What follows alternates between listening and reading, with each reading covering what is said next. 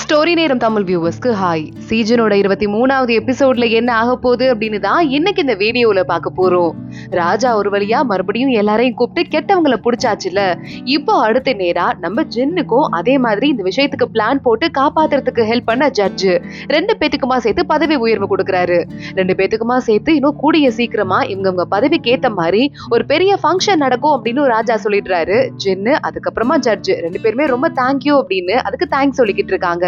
கரெக்டா அந்த நேரத்துல ஒரு கர்ச்சிஃப் ஒன்னு கீழ இருந்து கிடைக்குது. இது யானா இருக்கால, அவ போட்ட அதே சிம்பிள் மாதிரி இருக்கு. ஜின்னத பார்த்ததுமே கண்டுபிடிச்சிடுறான். நானும் ஓட்டி பிரிவை சேர்ந்த நைட்டிங்கேல் காரங்க தான் அந்த வேலையை பார்த்திருக்காங்க அப்படின்னு நம்ம சொல்லிக்கிட்டு இருக்கான். ராஜா பாக்குறாரு, நைட்டிங்கேல் பிரிவு எப்பயோ ஊருக்குள்ள வந்துட்டாங்கன்னு தெரியும். இந்த அளவுக்கு அவங்களுக்கு திமிரு வந்திருக்க கூடாது. போ என்னன்னு ஒரு கை பாருங்கன்னு சொல்ல உடனே மத்த எல்லாரும் அங்க இருந்து கிளம்புறாங்க. நம்ம ஜென்னு, ஜட்ஜ், அப்புறம் நம்ம சிசியோட அண்ணா ஷான் 3 பேரும் வண்டியில ஒன்னா திரும்பி போயிட்டு இருக்காங்க. ஜென்னுக்கு தான் உடம்பு முடியல, அவ பாட்டுக்கு வண்டியில படுத்துட்டு அப்படியே தூங்கிக்கிட்டு இருக்கான். பக்கத்துலயே சிசியோட அண்ணா ஷான் பாத்துட்டு, அம்மா கையில என்ன ஏதோ ஒரு பவுச்சை இருக்க புடிச்சிட்டு இருக்கான், கண்டிப்பா அவன் கேர்ள் ஃபிரெண்ட் கொடுத்ததா தான் இருக்கும் அப்படின்னு சொல்லிட்டு வேகமா அந்த பவுச்சை வெளியே எடுக்க கரெக்டா அப்பன்னு பார்த்தாதான் தெரியுது ஷானுக்கு நம்ம தங்கச்சி கொடுத்த அதே பவுச் இருக்கே அப்படின்னு சொல்லிட்டு ஜட்ஜு பாக்குறான். ஒருவேளை அதே பவுச்சாதான் இருக்கும், 2 பேருக்கும் ஆளுக்கு ஒண்ணு கொடுத்திருப்பாங்க அப்படின்னு அவன் லைட்டா ஒரு சோகத்துல சொல்லிட்டு இருக்க. அடே ஜின்னு, எனக்கே தெரியாம இப்படி ஒரு காரியம் பண்ணிட்டு இருக்கியா அப்படின்னு ஜின்னு கொஞ்சம் மயங்கி இருக்கான்னு கூட பாக்காம ஷான் ஏறி போய் அடிக்க ஆரம்பிக்கிறான். இங்க இந்த மூத்த இளவரசிக்கு ராஜாவை எனக்கு கொல்ல ட்ரை பண்ணாங்கன்னு தகவல் வருது. அப்பாக்கு ஒரு ப்ராப்ளம்னு ஒரு ஃபீல் பண்ண மாதிரி கூட தெரியல. அம்மா யாரு காப்பாத்துனாங்கன்னு கேட்க ஜின்னு தான் காப்பாத்துனான்னு சொன்னதும் அவனாவது செத்து போயிட்டானா அப்படின்னு மூத்த இளவரசி கேக்குறா. இல்ல சாகல, ராஜா அவனுக்கு பெரிய பதவி உயர்வு கொடுத்திருக்காரு, ஒரு பெரிய டைட்டிலும் கொடுத்திருக்காரு, ராஜாவையே பாதுகாத்தவன் அப்படின்னு சொல்லிட்டேன்னு சொல்ல மூத்த இளவரசிக்கு செம்ம கடுப்பா இருக்கு. ராஜா அவரோட அரண்மனையில உட்கார்ந்துட்டு இருக்காரு. ஜின்னு எப்படி முன்னாடி வந்து காப்பாத்துனா, ட்ரீட்மெண்ட் பார்க்கும்போது அவன் உடம்பு முழுக்க எவ்வளவு தழும்பு இருந்தது அப்படின்னு எல்லாத்தையும் யோசிச்சு பார்த்துட்டு சோகமா இருந்துட்டு இருக்க அசிஸ்டன்ட் அங்க வந்துடுறான். இப்பயாவது நல்லா இருப்பான்னு நினைக்கிறேன் அப்படின்னு ராஜா சொல்ல, யாரு 7வது இளவரசனை சொல்றீங்களா அப்படின்னு அசிஸ்டன்ட் கேக்குறான். வாழ்க்கையில என்ன வெறுத்தே தான் ஃபுல்லா வளர்ந்துருப்பான், இதுக்கும் மேலேயாவது என்ன வெறுக்காம இருந்தா கொஞ்சம் நல்லா இருக்கும். அதே மாதிரி நம்மள பார்க்க வந்திருக்காருல மினிஸ்டர், உள்ள வர சொல்லு அப்படின்னு சொல்ல ஒரு மினிஸ்டர் உள்ள வராரு. வந்ததுமா, இங்க பாருங்க ராஜா, எல்லா விஷயமே கரெக்டா தான் போயிட்டு இருக்கு, நடந்த எல்லா விஷயத்தையுமே பக்காவா நாங்க ரெக்கார்ட் பண்ணிருக்கோம்னு சொல்ல, ஜின்னு நல்லா இருக்கானா அப்படின்னு ராஜா கேக்குறாரு. ஜின்னா கமாண்டண்டா வந்திருக்காரு, அவரை பத்தி தானே கேக்குறீங்க, நல்ல பேர் தான் இருக்கு எல்லார்கிட்டையும் சொல்ல ராஜா பார்த்து சிரிக்க ஆரம்பிக்கிறாரு. என் பையனை பாத்துக்க சொல்ற பொறுப்பை ஓன்ட்ட தானே கொடுத்தேன், என் பையன் கூட அது உனக்கு தெரியலையான்னு கேட்க மினிஸ்டரே ஷாக் ஆயிடுறாரு. அது உங்க பையன் 7வது இளவரசனா, அது எனக்கு தெரியல, நீங்க எப்பவுமே நேர்ல மூஞ்சில முழிச்சுக்க கூடாதுன்னு சொல்லுவீங்கிறதால யாருக்கும் தெரியாம தான் பாத்துப்பேன், பக்கத்திலேயே போனது இல்லைங்கிறதால எனக்கு தெரியல அப்படின்னு இந்த மினிஸ்டர் கொஞ்சம் கன்ஃபியூஸ் ஆயிட்டு அங்கிருந்து கிளம்ப ஆரம்பிக்கிறான். இன்னொரு பக்கம் நம்ம சிசி வெளியே கொஞ்சம் ஸ்நாக்ஸ் எல்லாம் வாங்கிட்டு வரலாம் ஜின்னு வரத்துக்குள்ள அப்படின்னு கிளம்பி போக ஜின்னுக்காக அடிப்பட்ட விஷயத்த ஊரே பேசிக்கிறாங்க. சிசி பயந்து போயிடுறா.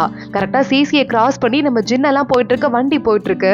அங்க போய் பார்த்தா தேல் வச்சுட்டு இருக்கவன் தேல் கடிச்சே உயிர் போயிருச்சு.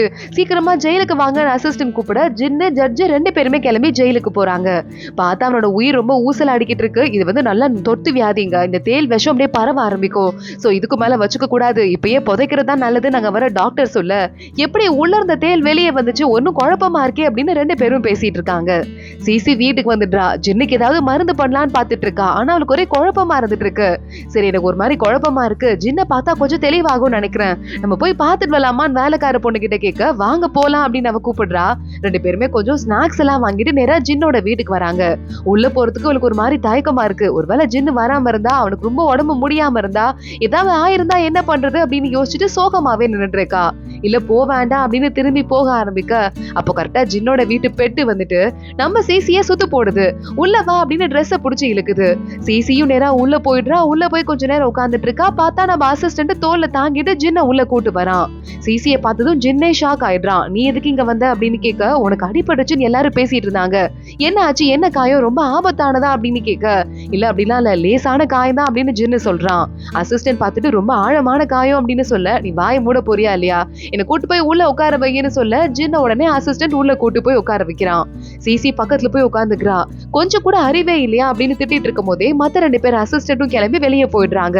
ஏதோ என்ன சார் பாத்துக்கிறேன்னு சொன்னீங்க, இவ்வளவு ஆழமா காயம் வந்திருக்கு, இல்ல உன்னையே உன்னால பாத்துக்க முடியல, நான் எவ்வளவு தெரியுமா பயந்து போயிட்டேன், நீ வரவே மாட்டியோன்னு நினைச்சிட்டேன் அப்படின்னு நம்ம சிசி பக்கத்துலயே உட்கார்ந்து அழ ஆரம்பிக்க ஜின்னு லேசா சிரிச்சுட்டே இவளை பார்த்துட்டு அவளுக்கு கிஸ் பண்ண ஆரம்பிக்கிறான். இங்க அடுத்து மறுபடியும் மூத்த இளவரசியை காட்டுறாங்க. அவ பொண்ணை பாக்குறதுக்கு வீட்டுக்கு போயிருக்கா. அந்த பொண்ணு அப்படியே நல்லா சிடு மூஞ்சி மாதிரி உட்கார்ந்துட்டு சாப்பிடாம கூட பிரச்சனை பண்ண, நீ திரும்பி வந்ததுல இருந்து எல்லாரையும் போட்டு டார்ச்சர் பண்ணிட்டு இருக்க, ஒரு இளவரசி மாதிரி நீ நடந்துக்கிறியா அப்படின்னு மூத்த இளவரசி கேட்க, எனக்கு தான் இளவரசி பட்டம் எப்பயே போயிடுச்சேம்மா, நான் ஏன் இளவரசி மாதிரி இனிமே நடந்துக்கணும் அப்படின்னு அவ கேட்டு இன்னும் டென்ஷன் பண்ணிக்கிட்டு இருக்கா. இங்க பாருமா, உனக்கு இன்னும் என்னதான் வேணும், உனக்கு இளவரசி பட்டம் சீக்கிரமா கிடைச்சிரும், அது தவிர வேற என்ன வேணும்னு கேட்க, பட்டத்துக்கு என்ன ஆசைப்பட்டு அலைஞ்சிட்டு உட்கார்ந்து இருக்க மாதிரி இருக்கா, எனக்கு சிசி சாகணும் அப்படின்னு அவ சொல்ல, மூத்த இளவரசி சட்டுன்னு அரைஞ்சிடுறா, நீ திருந்தவே மாட்டியா அப்படின்னு.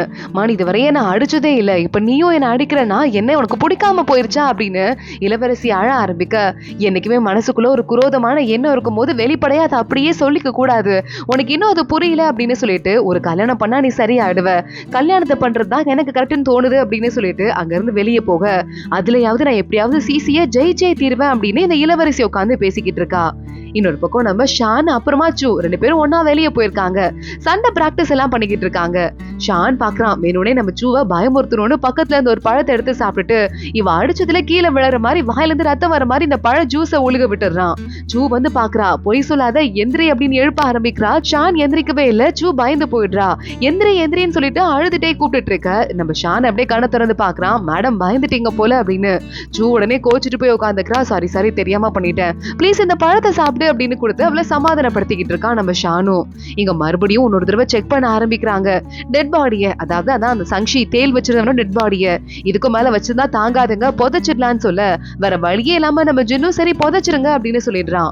கரெக்டா அந்த பக்கமா வேகமா ஓடி வந்து அந்த கர்ச்சீஃப் வச்சிட்டு இருக்க யானாவை பாக்குறதுக்கு மறுபடியும் அவளோட ஹோட்டலுக்கு வர, யானை அந்த ஹோட்டல்ல இருந்து வேலையை விட்டு போயிட்டாங்க, எங்களை ஒண்ணும் பண்ணிடாதீங்க அப்படின்னு சொல்லிட்டு அந்த ஹோட்டல் லேடி அழுதுகிட்டு இருக்கா. இங்க ஒரு பக்கமா போய் புதைச்சிடுறாங்க இந்த சங்ஷிய. அந்த பக்கம் நம்ம ஜின்னோட நாய் கிட்ட ஒரு லெட்டர் ஒண்ணு கொடுத்து விட்டுருக்கா சிசி. அந்த நாய் போது சுத்தி முத்தி அந்த புதைச்சிருக்க இடத்து பக்கத்துல லெட்டரை வச்சிருது. புதைச்ச இடத்துல இருந்து ஒரு வழியா சங்ஷி ஏஞ்சி வெளியே வந்துட்டு இருக்கான். அந்த தேல் விஷம் செத்த மாதிரி கொஞ்சம் டெவலப்மெண்ட் கொடுத்தாலும் அப்புறம் பொழைக்க வச்சிரும் போல. ஏஞ்சி வந்ததுமே அந்த லெட்டர் முன்னாடி இருக்கு, அதை பாக்குறான். இன்னொரு பக்கம் யானாவும் அப்புறம் நம்ம டூ ரெண்டு பேரும் நின்னுகிட்டு இருக்காங்க. இந்த இடத்துக்கு சிசி எப்படியாவது கொண்டு வந்து நம்ம சங்ஷிய விடுறேன்னு சொன்னா அவளை நம்ப முடியுமா, அவளால காப்பாத்த முடியுமா அப்படின்னு யோசிச்சுட்டு அவ யாரா இருப்பா, என்ன ஒருவேளை உண்மையாவே நம்ம ஆளா இருப்பாளோ அப்படின்னு ஏதோ பேசிக்கிட்டு இருக்க அந்த இடத்துக்கு உள்ள ஓடி வந்துட்டா நம்ம சங்ஷியும். சங்ஷி வேகமா வந்து உட்கார்ந்ததும் அந்த பொண்ணு உன்னை காப்பாத்திட்டாளா, சிசி காப்பாத்திட்டாளான்னு கேட்க, யார் இது சிசி, அழகா ஒரு பொண்ணு ஒருத்தி வந்தாலே அவதானா, அவனை எப்படி காப்பாத்தினா தெரியுமா அப்படின்னு காப்பாத்தின கதையை சங்ஷி சொல்ல ஆரம்பிக்கிறான்.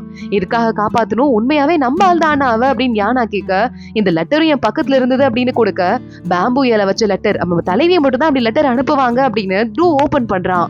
ஓபன் பண்ணி பார்த்தா நம்ம தலைவி உடனே நம்மள ஊரை கூப்பிடுறாங்கன்னு சொல்ல, ஒருவேளை சிசி மூலமா கூப்பிட்டு விட்டுருப்பாங்களோ, சிசி நம்ம ஆள் தானோ, என்ன நடந்திருக்கோ இது அப்படின்னு ஆளுக்கு யோசிச்சுட்டு இருக்க, நம்மள ஊர் முழுக்க தேட ஆரம்பிச்சுட்டாங்க, கிளம்பி போறது மட்டும் தான் கரெக்டா இருக்கும், தூ அங்க இருந்து கிளம்பி போகிறதுக்கு சொல்லிடுறான்.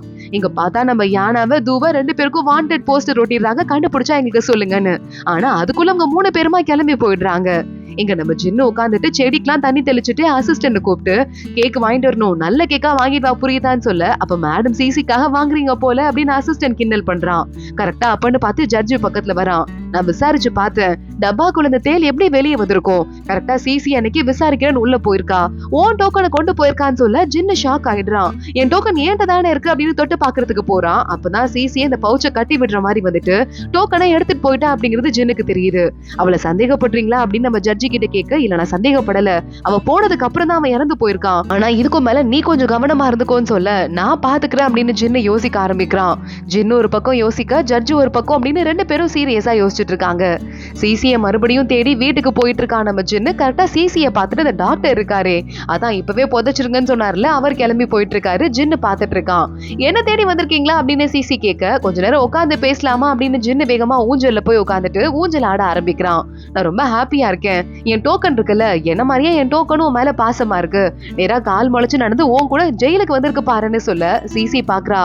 ஆமா, நான் தான் எடுத்துட்டு போனேன், பொய் சொல்றதுக்குலாம் எனக்கு எந்த இஷ்டமும் இல்ல, அன்னைக்கு செய்ய வேண்டிய விஷயத்த செஞ்சேன் அப்படின்னு ரெண்டு பேரும் உட்காந்து பேச ஆரம்பிக்கிறாங்க.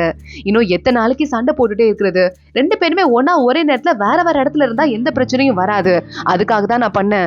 இப்போ அவங்க இடத்துல போய் செட்டில் ஆயிட்டாங்க, நம்ம இடத்துல இருக்கோம், இதனால எந்த சண்டையும் வராது, எந்த பாதிப்பும் வராதுன்னு சிசி சொல்ல, ஓ போர் பண்றத பத்தி எனக்கே நீ கத்து கொடுக்க ஆரம்பிக்கிறியா அப்படின்னு ஜின்னு கேட்டுட்டு இருக்கான். சரி ஓகே, என்ன கம்ப்ளீட்டா விசாரிக்கிறதுக்கு தான் இங்க வந்திருக்கீங்கிறதால எல்லா உண்மையும் சொல்றதுக்கு தான் வந்திருக்கேன், சொல்லிட்டேன் அப்படின்னு சிசி அங்க இருந்து போக ஆரம்பிக்கிறா. எதுக்கு இங்க வந்த அப்படின்னு ஜின்னு மறுபடியும் கேக்குறான். உங்ககிட்ட உங்க டோக்கனை கொடுத்துட்டு போறதுக்கு தான் வந்தேன் அப்படின்னு சிசி டோக்கனை கொடுக்க ஜின்னு வேகமா அவளுக்கு கிஸ் பண்ண ஆரம்பிக்கிறான். வேலைக்காரங்க அசிஸ்டன்ட்ஸ் 2 பேரும் பார்த்துட்டு சிரிக்க ஆரம்பிக்கிறாங்க. ஜின்னு அவங்கள தட்டி திரும்ப சொல்லிட்டு மறுபடியும் சிசிக்கு கிஸ் பண்ணிக்கிட்டு இருக்கான். இன்னொரு பக்கம் நம்ம ஜின்னோட ஓவியத்தை வரைஞ்சு கொண்டு வந்துட்டு ராஜாட்ட காட்ட, நேர்ல பார்த்ததுக்கு அப்புறம் தான் இந்த ஓவியம் எல்லாம் கொஞ்சம் கம்மி மாதிரி இருக்கு, ஜின்னு நேர்ல பார்க்க இன்னும் அழகா இருக்கான், என்னமா கஷ்டப்பட்டு வளர்ந்துருக்கான் பார்த்தல, அதோட கஷ்டம் அந்த வீரம் முகத்திலேயே தெரியுது அப்படின்னு அவர் சொல்லிக்கிட்டு இருக்காரு. கரெக்டா ஜின்னு ஜட்ஜு 2 பேரும் உள்ள வராங்க. ராஜாக்கு தகவல் வருது. ராஜா ஹாப்பி ஆயிடுறாரு பையனை பாக்குறதுக்காக. ஜின்ன பார்த்து பல்ல காட்டிக்கிட்டே, கேஸ் விசாரிக்க சொன்னனே நல்லா போச்சா அப்படின்னு கேட்க, ஜின் உடனே விசாரணை போய்கிட்டு இருக்கு, அதுவும் இல்லாம நாங்க புடிச்ச ஒருத்தன் இறந்து போயிட்டாங்கிறதால அதுக்கு மேல அவங்க கிட்ட விசாரிக்க முடியல, மத்த ஆளுக்குன்னு ஓடி போயிட்டு இருக்காங்க, ஒருவேளை இங்க இருந்து அவங்க ஓடி போயிட்டா நம்ம அவங்க மேல போர் தொடுக்க போகவே தேவையில்லை. அது மட்டும் இல்லாம அன்னைக்கு சூரிய கிரகணம் வந்தது, அதை ஆஸ்ட்ரானமி டிபார்ட்மெண்ட்ல நம்ம கிட்ட யாராவது சொல்லிருக்கணும், அதை இன்னும் சொல்லலங்கிறதால அவங்களை நம்ம சும்மா விடக்கூடாது, ஏதாவது தண்டனை கொடுக்கணும்னு சொல்ல, கரெக்டா சொல்லிட்டீங்க, நீங்க சொல்றது எல்லாமே பக்காவா இருக்கு அப்படின்னு நம்ம ராஜா சொல்லிக்கிட்டு இருக்காரு. இந்த லெட்டர் பத்தி உங்களுக்கு ஏதாவது ஐடியா இருக்கான்னு ஜட்ஜு கிட்ட ஒரு லெட்டரை கொடுக்க, அதுல நானோ பாஷை எழுதி இருக்கு. இது நானோ பாஷை அப்படின்னு நம்ம ஜின்ன சொல்லிடுறான். இது இங்க தடப்பட்டதாச்சே, இது எப்படி உன்னால பேச முடியும் அப்படின்னு ராஜா கேக்குறாரு. ஷாக் ஆயிட்டு அதிர்ச்சி ஆயிட்டு ஜட்ஜு பயந்துடுறான். இந்த பையனை பத்தி தப்பா நினைச்சுக்காதீங்க, உண்மையாவே ரொம்ப நல்ல பையன், நிஜமாவே நேர்மையான பையன் அப்படின்னு சொல்ல, சரி நீ கிளம்புங்க, நான் இவர்கிட்ட கொஞ்சம் தனியா பேசுறேன் அப்படின்னு ஜட்ஜ வெளியே அனுப்பிச்சிடுறாரு. ஆனா ராஜா பாசம் தான் காட்டுறாருன்னு தெரியாம ஜட்ஜு பயந்துகிட்டே வெளியே போயிட்டு இருக்கான். பரவாயில்லையே, இவ்வளவு ஸ்ட்ரிக்டான ஒரு ஜட்ஜு, அவரையே ஓம் பக்கத்து சப்போர்ட் பண்ண வச்சிருக்க, நல்ல ஆளா தான் இருப்ப போல, சரி ஓகே லஞ்ச் ரெடி பண்ணிருக்கேன், சேர்ந்து சாப்பிடலாம் வா அப்படின்னு ராஜா அவங்க பையனை கூடவே கூட்டு போயிடுறாரு. இன்னொரு பக்கம் வேகமா நானும் தலைவி கிட்ட யானா போயிடுறா. தலைவி எதுக்காக எங்களை கூப்பிட்டீங்கன்னு சொல்ல, நான் எங்க உங்களை கூப்பிட்டேன் அப்படின்னு ராணி கேக்குறாங்க. அப்பன்னு பார்த்து இவ வேகமா யானா அந்த லெட்டர் எடுத்து கொடுக்க, இது என்னோட கையெழுத்து தான், ஆனா நான் அனுப்பல, யார் பண்ண வேலையா இருக்கும்னு சொல்ல, ஒரு பொண்ணு வந்தா எனக்கு தெரிஞ்சவளுக்கு ஃபியூச்சர் தெரிஞ்ச மாதிரிதான் இருக்கு, ஒருவேளை நம்ம தேவதையா இருப்பாளோ அப்படின்னு யானா கேட்க, கண்டிப்பா நம்ம தேவதை தான், அவளை எப்படியாவது இந்த இடத்துக்கு கூட்டிட்டு வாங்க, கூட்டு வந்தீங்கன்னா பாதி பிரச்சனை தீந்துரும் அப்படின்னு தலைவி சொல்லிக்கிட்டு இருக்கா. இங்க நம்ம ஜின்னோட உண்மையான அம்மாவை கூப்பிட்டு விட்டுருக்காரு ராஜா.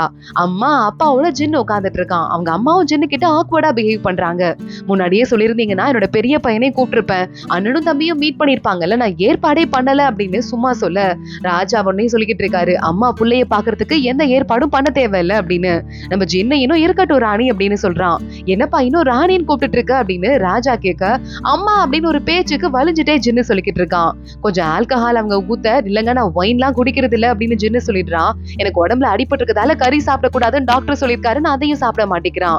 உன் பையனை பத்தி நீ தெரிஞ்சுக்க வேண்டியது இன்னும் நிறைய இருக்கு போல அப்படின்னு ராஜா சொல்லிக்கிட்டு இருக்காரு. சரிப்பா, நீ உனக்கு டைம் இருக்கும் போது உன் அண்ணனை போய் பாரு, உன் அண்ணன் உன்கிட்ட நல்லபடியா பிஹேவ் பண்ணிக்குவான்னு சொல்ல, இருக்கட்டும் அப்படின்னு நம்ம ஜின்னு சொல்லிட்டு இருக்கான். வெளியே போயிட்டு நம்ம ஜட்ஜு என்ன ஆச்சோ தெரியல, சின்ன ஆபத்துல மாட்டிக்குவானோ அப்படின்னு குழம்பிட்டு அரண்மனையில வழி தவறி எங்கேயோ போயிட்டு, ஆஹா எங்க போயிருக்கோம் தெரியலையே யோசிச்சுட்டு இருக்கும் போதே மழை கொட்ட ஆரம்பிக்குது. ஓரமா மழை பெய்யாத சாரல் அடிக்காத இடமா பார்த்து நம்ம ஜட்ஜு நின்னுடுறான். அப்பன்னு பார்த்து வெளியே இருக்கிற லைட் எல்லாம் கூட அணைஞ்சு போயிடுது. அந்த இடத்துக்கு ஒரு பொண்ணு வரா. அச்சோ கண்ணு தெரியல, என்னால பார்க்க முடியல அப்படின்னு சொல்லிட்டு, அந்த பொண்ணுக்கு உண்மையாவே பார்வை தெரியல போல. நம்ம ஜட்ஜு வேகமா அது தெரியாம அவளை கூட்டி, இங்க வந்து நில்லுங்க, மழை பெய்யாது, நானும் வெளியே போறதுக்கு தான் ட்ரை பண்றேன், முடியல அப்படின்னு சொல்லிக்கிட்டு இருக்க. அரண்மனையை விட்டு வெளியே போறீங்களா, அங்க ரொம்ப அழகா இருக்குமா ஜாலியா இருக்குமான்னு அந்த பொண்ணு கேட்டுட்டு இருக்கா. அதோட தான் இந்த எபிசோட் முடியுது. அடுத்து என்ன ஆக போது தொடர்ந்து பார்க்கலாம். இந்த வீடியோவை லைக் பண்ணிக்கோங்க, மறக்காம நம்ம சேனலுக்கு சப்ஸ்கிரைப் பண்ணிட்டு பெல் ஐக்கானையும் கிளிக் பண்ணிக்கோங்க. அடுத்த வீடியோல பார்க்கலாம். அது வரைய பாய்.